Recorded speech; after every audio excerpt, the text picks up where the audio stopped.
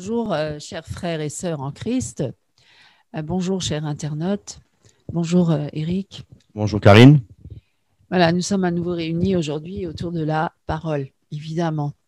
Et aujourd'hui, je veux particulièrement glorifier le Seigneur. Je veux particulièrement mettre en avant le Seigneur. Je veux particulièrement qu'on parle de Jésus-Christ, qui est notre Sauveur et notre Roi, celui qui est mort sur la croix pour tous nos péchés, qui a versé son sang, qui s'est sacrifié pour nous, qui a donné sa vie en rançon pour tous nos péchés, pour toute l'humanité entière. Et je crois que, bien sûr, on évoque Jésus par-ci, par-là, mais souvent, c'est sur le plan secondaire, ce qu'on met surtout en avant, c'est l'homme, l'homme, l'homme, l'homme, l'homme. Et moi, je voudrais bien aujourd'hui, oui, effectivement, on est là en vidéo, c'est vrai, ça c'est le modernisme qui le veut, parce qu'on utilise ces outils-là aujourd'hui pour propager l'évangile, et autrement, bah oui, on irait dans la rue et c'est vrai effectivement qu'à l'époque de Jésus, il n'y avait pas d'Internet, il n'y avait pas les médias, et donc par les moyens de l'époque, ils allaient prêcher l'évangile. Jésus prêchait le royaume de Dieu dans la rue, enfin dehors, dans la campagne, etc., au milieu des foules, partout, dans le temple, dans la synagogue. Et effectivement, nous, on utilise ces moyens-là, c'est vrai. Mais il y a de l'abus, moi je trouve, parce qu'il y a tellement, tellement de vidéos qui parlent de Jésus, on ne sait plus. Je crois que les gens sont saturés. Je crois que vraiment, même moi, ça saoule à force de voir tout le temps chacun se mettre en avant, chacun venir avec ses enseignements. Il y en a tellement, tellement, on ne sait même plus. Il y a tellement de choix qu'on ne sait même plus quoi. On a vraiment besoin de la grâce, mes amis. Moi, je pense qu'on est dans une période vraiment où il y a de la surabondance, la consommation en excès, même au niveau de l'évangile. Parce que c'est comme les magasins, il y a tellement de produits de la même sorte, mais différentes marques, qu'on ne sait plus quelle marque choisir. Alors on se renseigne, on regarde la publicité, on essaie de voir, et puis finalement, on va choisir ce produit-là parce que c'est celui-là qui est le meilleur coté et qui a le plus d'étoiles, etc. Et puis parmi les chrétiens, c'est un peu pareil. Maintenant, on fait aussi, on a un étalage d'évangiles, d'enseignements, hein, de prédicateurs. On ne sait plus, alors on va aussi se renseigner, est-ce que celui-là c'est le bon, est-ce que celui-là ceci, cela, puis on va choisir voilà, celui qui nous convient oui, celui qui est à notre convenance. Et puis, est-ce qu'il y a encore l'esprit derrière tout ça? Est-ce que Jésus est vraiment là-dedans? Moi, je ne sais pas trop. Je me pose beaucoup de questions, mes amis. Alors, si aujourd'hui, je me présente là avec mon mari, c'est un peu de parler de ça aussi, mais aussi surtout de dire oui, que Jésus-Christ s'est révélé dans ma vie. Voilà. Parce qu'on ne peut pas témoigner de ce qu'on n'a pas vécu. Beaucoup témoignent de choses qu'ils n'ont pas vécues. Parlent énormément. Il y a tellement de gens qui parlent, qui débitent tant de paroles. Mais est-ce qu'ils vivent réellement ce qu'ils disent? Voilà, c'est ça aussi qui est important. Est-ce que la personne qui donc se présente sur les vidéos, est-ce qu'elle est réellement en accord avec ce qu'elle dit? Alors, on peut se remettre en question tous. Est-ce que nous vivons réellement avec Christ? Est-ce que Christ est réellement en moi? Est-ce qu'il est vraiment le maître de ma vie? Est-ce que je suis vraiment dans l'obéissance à son esprit, à sa parole? Est-ce que je mets la parole en pratique? Voilà, donc ça, c'est de nombreux sujets, hein, et de nombreux questionnements.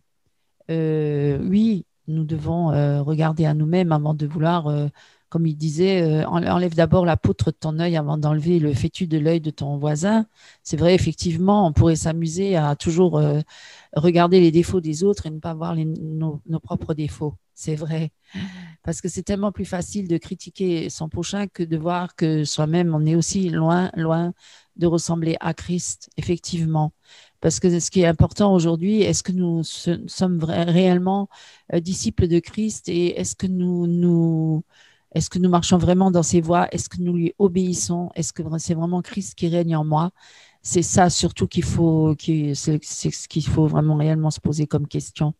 Parce que, bon, nombreux sont les prédicateurs qui, bon, utilisent le nom de Jésus, évidemment, mais c'est surtout pour attirer les hommes à eux. Hein, donc, C'est l'homme qui veut être mis en avant, c'est l'homme qui s'expose, c'est l'homme qui prêche, c'est l'homme. Et voilà, on valorise beaucoup l'homme. Et Jésus-Christ est mis en second plan et souvent est très petit. Oui, on utilise Jésus, mais c'est pour sa propre gloire. Euh, donc, il y a énormément de prédicateurs qui sont aussi très frustrés et comme eux-mêmes n'ont pas d'église ou alors voilà, sont un peu déchus par rapport à leur passé ou on vieillit peut-être même. Alors, ils se disent, bon, ben, je vais faire une église sur Internet. Et puis, beaucoup commencent à former des églises sur Internet. C'est pas un mal en soi.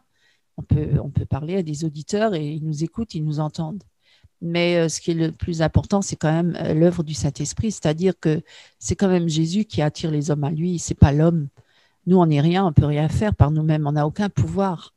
Donc, c'est quand même Dieu qui touche les âmes, les cœurs et qui sauve. Parce que moi, à l'époque, quand Jésus s'est révélé dans ma vie, c'était pas par le biais d'un homme, et c'était l'œuvre du Seigneur. Donc Dieu, il regarde au cœur et pas aux apparences et aux belles paroles. Voilà. Donc, c'est quand même la puissance de Dieu qui agit et qui touche les cœurs et qui sauve les âmes. C'est toujours Jésus. C'est lui qui a accompli l'œuvre et nul autre que lui ne peut effacer les péchés d'un autre homme. Voilà, donc c'est vraiment, moi je veux vraiment glorifier Jésus-Christ aujourd'hui, aussi pour évoquer, par exemple, une belle histoire dans la parole. Oui, la parole est là pour nous enseigner, mais aussi pour nous encourager et nous exhorter et nous instruire, aussi nous reprendre et nous corriger. Et elle est aussi là pour nous révéler qui est Dieu, quel Dieu merveilleux nous avons. Et qui est là pour nous délivrer aussi, nous délivrer des loups ravisseurs dans les églises et partout, hein, des hommes qui voilà, veulent s'occuper du royaume de Dieu, mais qui n'ont pas été appelés et qui essayent et qui se déguisent en brebis alors que ce sont des loups ravisseurs et qui sont que là pour dérober, pour détruire et égorger les pauvres brebis qui sont bien naïves et bien faibles et qui se laissent facilement détourner de la vérité, la scène des doctrines et séduire. Et beaucoup, il y a beaucoup de séducteurs aussi, ils viennent à vous justement en brebis, hein, alors que ce sont des loups ravisseurs et qui sont là plus pour vous enchaîner et vous opprimer et puis vous dominer. Hein. Il y a énormément de brebis qui ont été assis comme ça, blessés énormément dans les églises, parce que j'allais dire, le sujet d'aujourd'hui, ça pourrait être les loups ravisseurs dans les églises ou en dehors aussi, bien sûr, qui sont là pour égarer les brebis, pour les sortir du troupeau, pour les amener loin du troupeau du Seigneur. Et puis pour justement pour qu'ils se retrouvent tout seuls et faibles et petits, et c'est là que le loup peut facilement dévorer sa proie. Voilà, c'est ça. Et ça arrive à beaucoup de chrétiens de nos jours. Alors, on retrouve des chrétiens complètement démolis, complètement détruits, complètement voilà, égarés, perdus, et certains même retournent dans le monde à cause justement de ces loups ravisseurs et qui les ont trompés, qui les ont trahis, qui étaient là pour profiter d'eux, pour les déplumer, hein, pour les dépouiller de tout et finalement ils se retrouvent nus et blessés. Alors je veux quand même donner une bonne nouvelle aujourd'hui. C'est pour ça que je vais en parler. C'est que heureusement le Seigneur est vivant et il a vu, il a entendu les cris de toutes ces brebis perdues, égarées, blessées, humiliées, rabaissées et abusées, hein, à tous les niveaux, que ce soit au niveau financier ou même abusées sexuellement, parce qu'il y a même des pasteurs qui abusent à des ouailles et qui les violent et qui voilà, les séduisent et les détournent de la sainteté de Dieu et qui les amènent dans le péché, qu'elles sont tellement tourmentées, tellement blessées qu'elles pensent qu'elles être condamnées pour l'éternité et aller en enfer. Moi, je veux aujourd'hui rassurer, je veux vraiment aujourd'hui donner un message d'espoir à toutes ces brebis, à tous ces chrétiens qui ont été blessés, qui ont été meurtris, dont on a abusé à tous les niveaux, même spirituellement et moralement, à qui on a dit, voilà, fait miroiter des demi-vérités pour les égarer, pour les attirer à eux et pour aller dans leur sens à eux et pour après se retrouver prisonniers sous leur joug et sous leur servitude, devenus esclaves, serviteurs d'hommes, des hommes et non pas de Dieu. Ils sont devenus les serviteurs des hommes et non pas de Dieu. Et finalement se retrouvent complètement désœuvrés et puis amers, hein, beaucoup d'amertume et d'animosité, de blessures et presque jusqu'à rejeter Christ alors que Christ n'est pas du tout responsable de tout ça et qu'aujourd'hui, je veux donner un message d'espoir pour toutes ces brebis, ces chrétiens, chrétiennes évidemment, qui ont été blessés par d'autres chrétiens, par des pasteurs ou par des autres chrétiens, hein, qui les ont trompés et trahis, meurtris, blessés. Je leur donnais aujourd'hui une parole d'espoir que Jésus-Christ est là et qui vous a entendu. Il a entendu vos cris, il a entendu vos pleurs, il a entendu vos supplications, vos invocations, vos gémissements, vos cris, vraiment votre dépression, même qu'il a vu combien vous étiez déçus aussi par les hommes, par d'autres chrétiens, énormément déçus. Et parce que oui, vous avez regardé aux hommes et pas à Christ. C'est vrai, si on aurait vraiment sincèrement regardé qu'à Christ et qu'on aurait écouté que sur la voix du berger, on n'aurait pas suivi la voix du mercenaire et des trompeurs et des séducteurs. Et voilà, aujourd'hui, Jésus veut rétablir son Église, veut restaurer son Église, veut guérir son Église et appeler à nouveau ces brebis égarées, ces brebis blessées, ces brebis qui se sont repliées sur elles-mêmes, qui se sont fermées à l'esprit, même qui se sont éteintes dans l'esprit, qui sont devenues même presque religieuses, ou d'autres qui sont carrément retournées dans le monde. Voilà, aujourd'hui, vraiment, j'appelle vraiment que ces brebis à revenir pleinement à Christ parce que le Seigneur a entendu vos plaintes, vos lamentations, vos pleurs, vos cris et qu'il est là et qu'il va s'occuper personnellement de vous. Aujourd'hui, le vrai berger, le bon berger, le berger par excellence, c'est Jésus-Christ. Le grand pasteur, c'est Jésus-Christ. Et il va s'occuper personnellement de ses brebis. Il va les prendre sous son aile. Il va les soigner. Il va les guérir. Il va les restaurer. Il va les relever. Il va leur faire du bien. Il va les bénir. Il va les rétablir dans dans leur dignité pour tous ceux qui ont été humiliés et rabaissés injustement. Il va reconstruire tout ce qui a été brisé et cassé et détruit par le diable et par d'autres chrétiens ou par le monde. Il va vraiment s'occuper personnellement. Je crois que c'est une bonne nouvelle, c'est un bon message pour tous ceux qui ont été brisés, humiliés, rabaissés et détruits. Le Seigneur est le réparateur des brèches, il est le restaurateur des âmes, il guérit les cœurs encore aujourd'hui et les corps. Il est le grand médecin. Et vraiment, je vous supplie aujourd'hui de revenir à Christ pleinement, de ne plus regarder aux hommes, de ne plus regarder à un mouvement quelconque. Bien sûr, nous devons être rassemblés dans une église. L'église, c'est le corps du Christ, c'est nous les membres, c'est nous le corps de Christ, c'est nous les pierres vivantes. Ce n'est pas un temple fait de main d'homme, de pierre, mais le temple de Jésus-Christ, c'est nous. C'est nous qui sommes le temple de Jésus-Christ et nous sommes les enfants de Dieu, les enfants de lumière ensemble et puis nous sommes rassemblés ensemble autour du Seigneur. Nous sommes tous là autour du Seigneur et c'est Jésus notre roi, notre Seigneur, notre libérateur. C'est lui notre pasteur, c'est lui la tête de l'Église, c'est lui le chef de l'Église.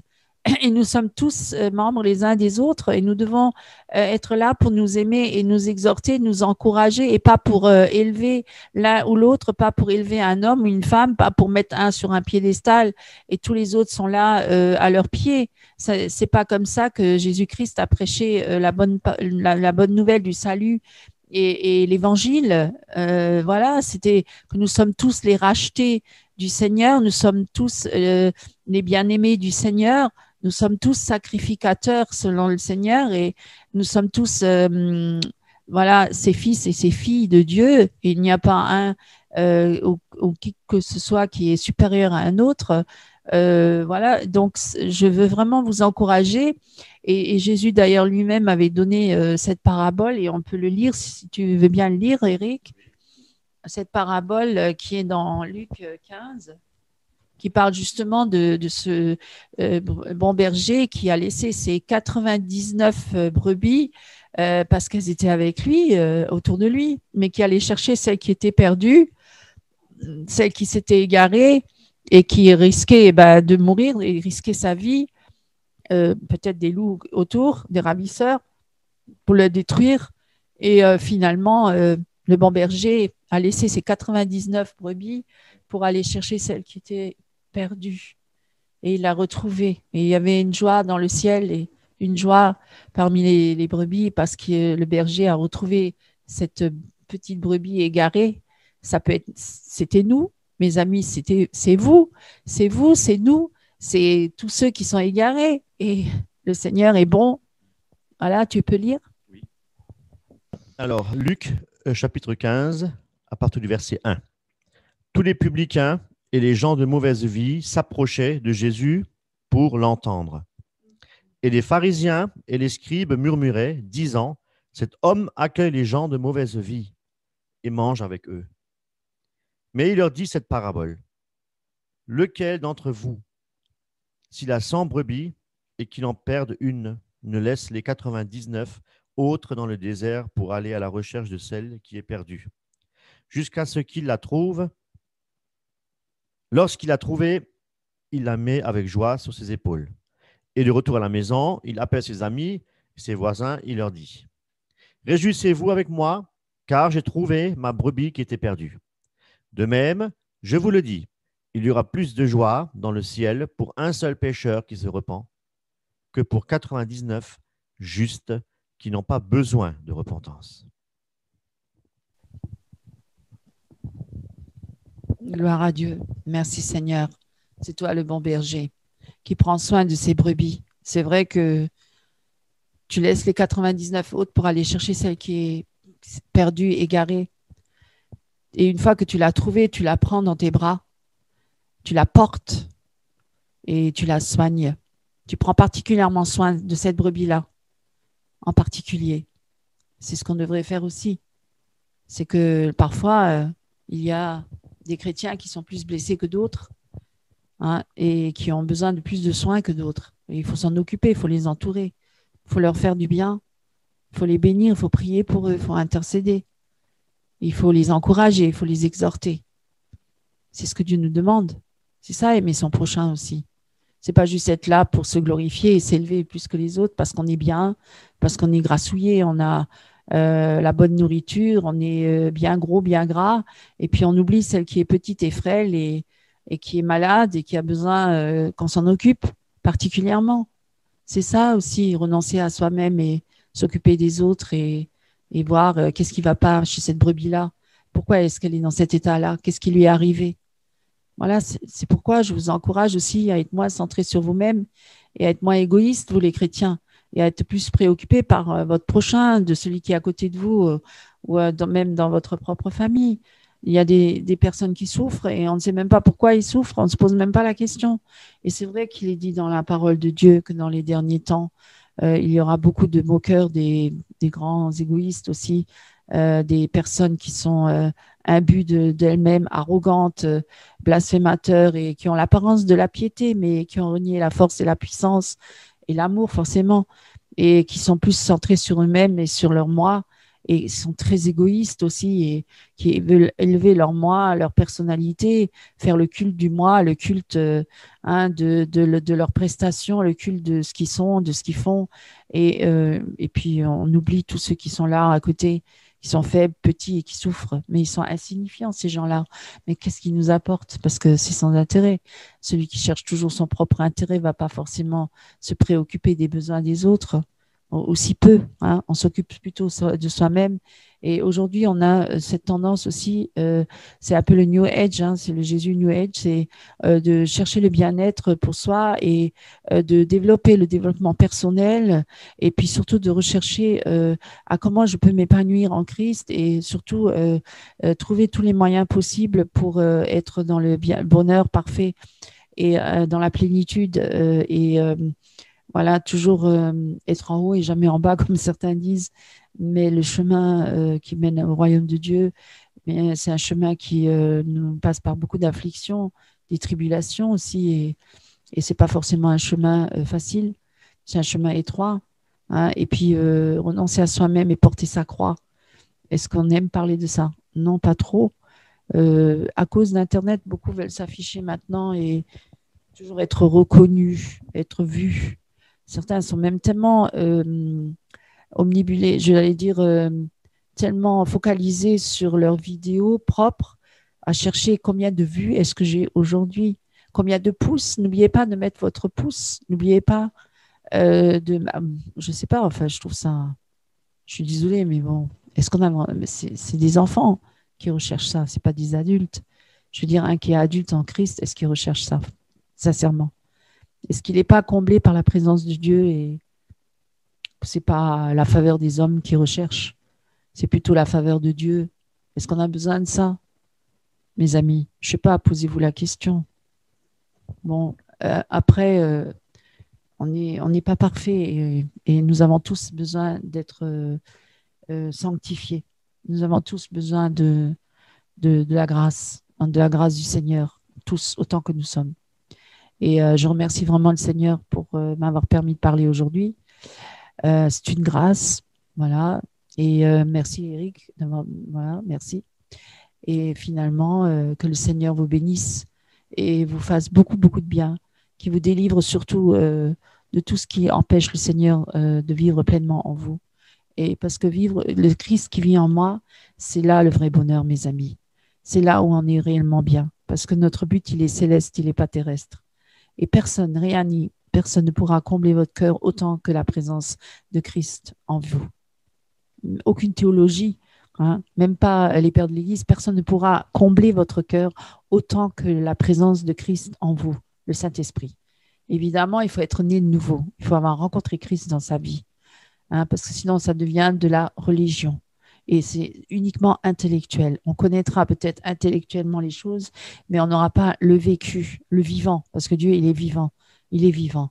Et je vous encourage à, si vous n'avez pas encore fait une rencontre avec Jésus-Christ, eh bien, aujourd'hui même, d'ouvrir votre cœur à Christ parce qu'il est vivant, il existe.